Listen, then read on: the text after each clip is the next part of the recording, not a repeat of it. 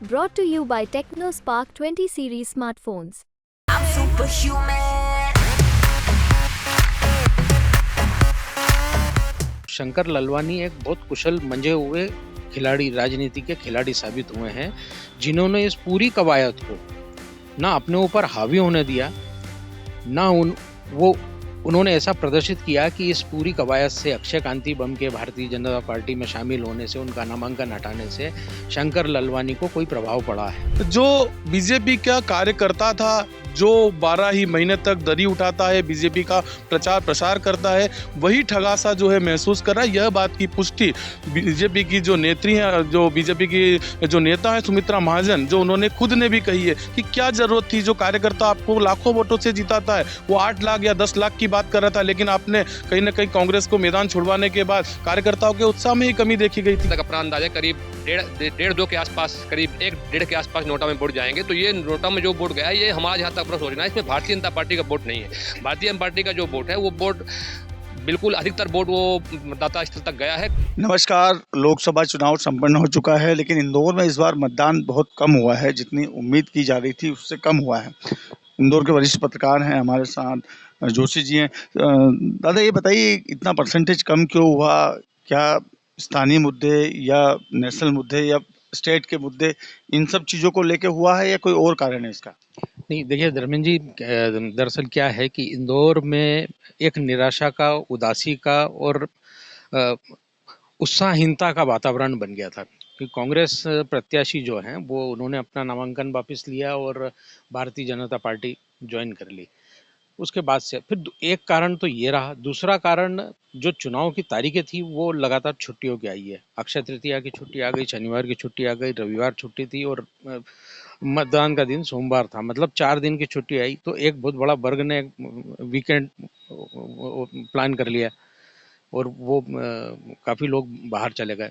तीसरा, गर्मी का पारा बहुत ज़्यादा चढ़ा हुआ था और शाम के वक्त जब मतदान का अंतिम दौर था 4 बजे का, उस 4 बजे के दरमियान बरसात और तेज आंधी तूफान जो है वो शुरू हो गया था। तो ये 4 कारण जो थे वो मतदान का प्रतिशत के थे। इसमें सबसे प्रमुख कारण जो है वो एक उदासीनता का जो वातावरण बना था, उससे कभी चुनाव का टेम्पो ही नहीं बन पाया। आखिरी दिन मुख्यमंत्री डॉक्टर मोहन यादव ने रोड शो किया, तमाम नेता लोग निकले और मतदान का प्रतिशत तो भारतीय जनता पार्टी और हम सब मीडिया के सारे साथी जो है, अनुमान था कि वो 50-52% के आसपास रहने वाला है। पर भारतीय जनता पार्टी को इसका अंदेशा 1 बजे के ट्रेंड जब सामने आए कि जब 1 बजे 25% वोटिंग हुई, तब भाजपा के नेताओं को ये समझ में आ गया कि ये मतदान का प्रतिशत घट जाएगा, जो हमारे लिए घातक तो नहीं होगा पर आंकड़े कहीं कम होंगे, जो इसका प्रभाव जो है वो पार्टी के में पड़ेगा, जिसका जवाब हम स्थानीय बॉडी को देना पड़ेगा। तो तत्काल सारे बड़े नेता जो हैं वो अपने अपने बूथ पर सक्रिय हो गए, अपने अपने क्षेत्रों में सक्रिय हो गए और तमाम कैलाश विजयवर्गीय जी से लेकर तमाम सारे विधायक, रमेश मेंदोला, गोलू शुक्ला और ये तमाम सब लोग जो है वो अपने विधानसभा क्षेत्रों में सक्रिय हुए। इनकी टीम जो है बूथ बूथ के ऊपर सक्रिय हुई और खींच के आंकड़ा वो 62 पे टिका दिया। 61 दशमलव कुछ प्रतिशत के ऊपर, तकरीबन 62% के ऊपर वो ले आए। तो क्या पार्टी अपने जो मुद्दे थे उससे जनता को अपनी ओर झुका पाई? मुद्दे, भारतीय जनता पार्टी हमेशा ट्रेंड सेटर रही है। भारतीय जनता पार्टी बात विकास से शुरू करती है और जनता के मिजाज को पढ़ते पढ़ते पढ़ते पढ़ते उनके मुद्दे बिल्कुल बदल जाते हैं। आखिरी सनातन, राम मंदिर, राष्ट्रवादीता, फिर इन मुद्दों के ऊपर ध्यान केंद्रित कर लेती है। शुरुआत विकास से होती है, मोदी जी के चेहरे से होती है, भारतीय जनता पार्टी के आगे के योजनाओं के ऊपर बात होती है और आखिरी आते आते आते फिर वो उनका पुराना नारा जो है कि अयोध्या तो सिर्फ झांकी है, मथुरा काशी बाकी है। अच्छा, ये तो चलिए हो गया समीकरण। जो कैंडिडेट हैं बीजेपी के, शंकर ललवानी, क्या वो इतने चर्चित चेहरे नहीं है कि सब मोदी के नाम से ही, प्रधानमंत्री के नाम से ही चुनाव लड़ा बीजेपी ने? नहीं, चुनाव तो भारतीय जनता पार्टी ने पूरे प्रदेश के में या पूरे अभी 4 चरण के चुनाव हुए, 4 चरण के चुनाव में पूरे देश भर में चेहरा तो मोदी है और मोदी के चेहरे पे ही उनको, मोदी जी के चेहरे को आगे रख के और ये सारा कैंपेनिंग उन्होंने तैयार किया हुआ है। शंकर ललवानी इंदौर के अगर लिहाज से हम बात करें तो शंकर ललवानी एक बहुत कुशल मंजे हुए खिलाड़ी, राजनीति के खिलाड़ी साबित हुए हैं, जिन्होंने इस पूरी कवायद को ना अपने ऊपर हावी होने दिया, ना उन्होंने ऐसा प्रदर्शित किया कि इस पूरी कवायद से अक्षय कांति बम के भारतीय जनता पार्टी में शामिल होने से, उनका नामांकन हटाने से शंकर ललवानी को कोई प्रभाव पड़ा है। ना वो किसी कार्यक्रम में गए, ना अक्षय कांति बम के साथ में मंच साझा किया, ना उन्हें रैली में शामिल किया, ना अपने जनसंपर्क में उन्होंने शामिल किया, और ना भारतीय जनता पार्टी में किसी मंच पे उनके साथ में बैठे। तो इससे उन्होंने एक संदेश दिया है कि मैं इस पूरी कवायद से अलग हूँ। शंकर ललवानी अपनी सौम्यता के लिए, सहजता के लिए, सरलता के लिए और अच्छे व्यवहार के लिए जाने जाते हैं। तो उन्होंने वो उस पूरे चुनाव के अंदर अपनी उस व्यवहारिकता को कायम रखा। और रही बात अब रिकॉर्ड बनने की, तो इंदौर तो रिकॉर्ड बनाने वालों का शहर है, रिकॉर्ड निश्चित रूप से बनेगा, पर इस रिकॉर्ड की कोई वैल्यू नहीं होगी, क्योंकि दौड़ में आप अकेले दौड़े हो तो उस गोल्ड मेडल का मायने क्या है।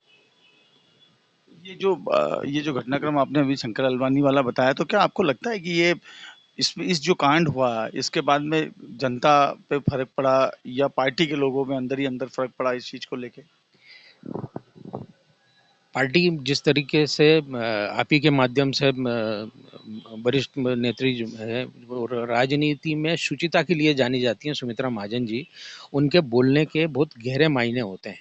अगर वो उन्होंने कुछ कहा है तो निश्चित रूप से आला कमान ने भी इस घटना को गंभीरता से लिया होगा, और ये एक उथली राजनीति का एक पर्याय बन के सामने आया है कि जिस सीट पर आप पहले से मजबूत हैं, जहां पर रिकॉर्ड मतों से जीत हुई है आपकी, 5,47,000 वोट से आप 2019 का चुनाव जीते हो, वहां पर यह करने की आवश्यकता क्या थी, और वो भी उस कंडीशन में जब यहाँ पर 19 प्रत्याशी मैदान में थे। तब भाग भाग के लोगों को धमका के, समझा बुझा के, कैसे भी करके और नामांकन उठाने की वो चल रही थी। मीडिया में बहुत तेज़ी से वायरल हुआ, फिर उसको रोका गया। फिर भी कांग्रेस का प्रत्याशी तो भाजपा के खेमे में शामिल हो ही गया। 14 नोटा सहित 15 प्रत्याशी इस चुनाव में मैदान में थे, पर किसी की भी गिनती नहीं हो रही है, क्योंकि भारतीय जनता पार्टी आज भी अकेली ही मैदान में है। विकास है हमारे साथ। विकास, 2019 का चुनाव और 2024 का चुनाव, कितना फर्क आप इसमें देख रहे हैं? देखिए, निश्चित तौर पर 2019 का अगर चुनाव की बात की जाए तो कहीं ना कहीं प्रधानमंत्री नरेंद्र मोदी के चेहरे पर जिस तरह से 2019 के रिजल्ट आए थे, एक मोदी की लहर जो है यहाँ पर देखी गई थी। लेकिन जिस तरह से 2024 के चुनाव हुए हैं तो कहीं ना कहीं प्रधानमंत्री नरेंद्र मोदी का जो चेहरा जो एक तरह से सामने था, और जिस चेहरे पर जो बीजेपी लड़ रही, तो कहीं ना कहीं उसमें गिरावट जो है देखी गई है। इंदौर के वाकये की बात कर ली जाए कि इस आज़ादी के बाद पहली बार जो है लोकसभा चुनाव में कि किसी तरह का कांग्रेस का जो मैदान है, इतनी बड़ी पार्टी है, इतनी पुरानी पार्टी है, मैदान में ही नहीं है। जो बीजेपी है कहीं ना कहीं जोड़ तोड़ की राजनीति कर कर जो कांग्रेस के प्रत्याशी है उसको अपने जो है अपने दल में शामिल कर लेती है। लेकिन इंदौर जैसे गढ़ के लिए, क्योंकि बीजेपी का अभेद किला जो है यह माना जाता है, यहाँ से 8 बार की जो सुमित्रा महाजन जो है सांसद रही है, लोकसभा स्पीकर के पद पर उन्हें नवाजा गया। सांसद शंकर लालवानी जो है पिछली बार जो है रिकॉर्ड मतों से जो है यहाँ से जीते थे। तो खासकर जो बीजेपी का कार्यकर्ता था, जो 12 ही महीने तक दरी उठाता है, बीजेपी का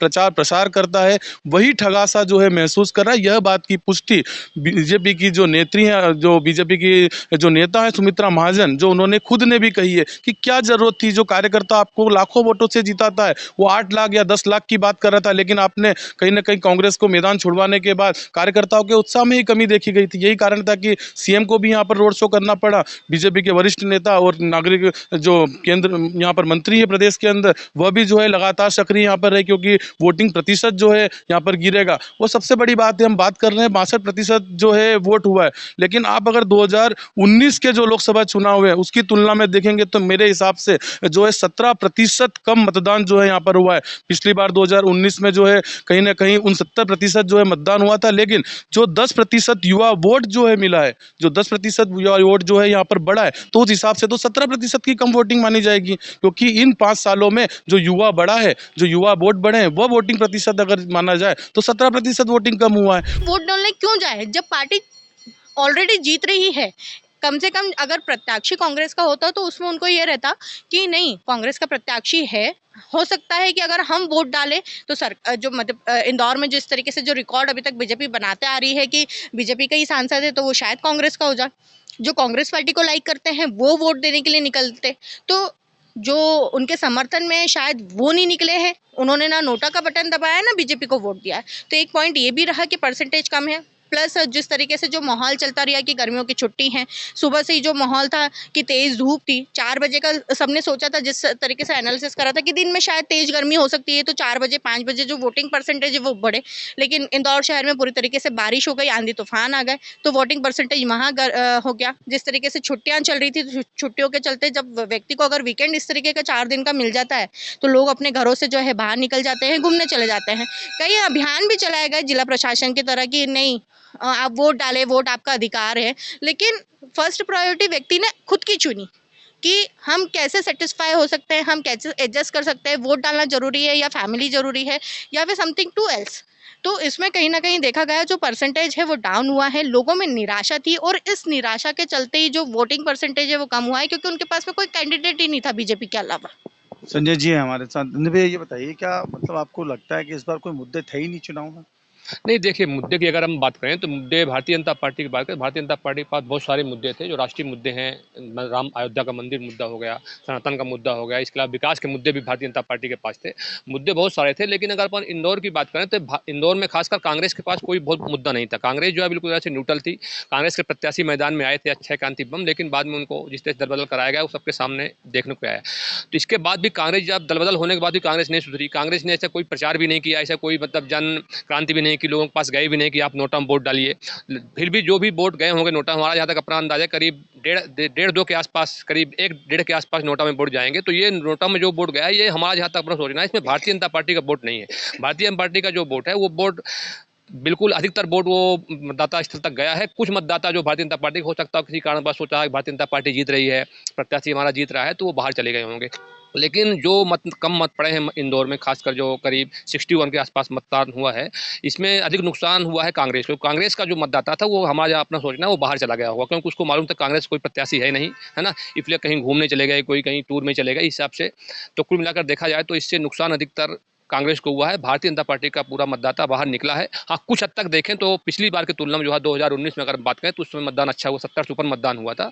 तो उस बार एक अगर एक क्या नाम है, देश की भी एक वो थी, पुलवामा वाला मामला था, तो लोग अच्छे से निकले थे पुलवामा को लेकर के। इस बार ऐसा कोई मामला नहीं था, बल्कि अयोध्या का मंदिर था, लेकिन फिर भी भारतीय जनता पार्टी का मतदाता निकला है तुलनात्मक कांग्रेस की अपेक्षा। तो सबसे बात करके जो एक चीज़ जो निकल के आई है सामने वो ये है कि वोटिंग जो परसेंटेज कम हुआ है उसमें एक सबसे बड़ा जो मुद्दा था वो ये था कि जनता भी नाराज़ थी, लेकिन हाँ सभी का ऐसा मानना है कि जो वोट हैं वो कांग्रेस के कटे हैं, क्योंकि भारतीय जनता पार्टी के लोगों ने तो ज़्यादा से ज़्यादा वोटिंग की है। धर्मेंद्र कुमार शर्मा, MP तक, इंदौर।